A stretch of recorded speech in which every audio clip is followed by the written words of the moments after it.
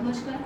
હવે આપણી સાથે રાજકોટના કવયત્રી અને ગઝલકાર એવા બેન આપણી પાસે સાથે છે વિદ્યાબેન ગજર. તો વિદ્યાબેન પાસેથી આપણે સાંભળશું કે વિદ્યાબેન આ ગઝલ લખવાની શરૂઆત આપણે ક્યાંથી પ્રેરણા મળી, કઈ રીતે શરૂઆત કરી? લખવાનો અને વાંચવાનો શોખ મને નાનપણથી જ હતો અને લખતી પણ બહુ થતું ત્યારે શોર્ટ ટાઈમ સ્લેટ કહી શકાય એવું નાની નાની નોંધ લખીને ડાયરીમાં પડી રહી.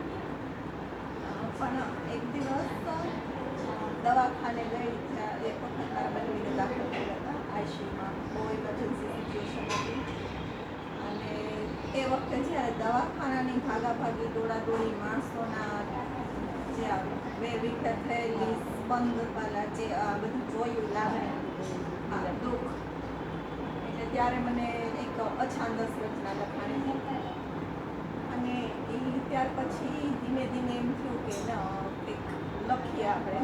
જ્યારે જ્યારે દવાખાને જતી એમાંથી પછી ક્યારેક ખુશીની લાગણી થાય તો એના ઉપર લખ્યું અને ધીમે ધીમે એવી રીતના એકાદા ગ્રુપમાં જોડાઈ. શીતલબેને મને વર્ષો કાર્ડમાં આપેલું અને એમાં નંબર આવે તો જાણે એવું જ થતું કે ઓહો મારો તો નંબર આવ્યો.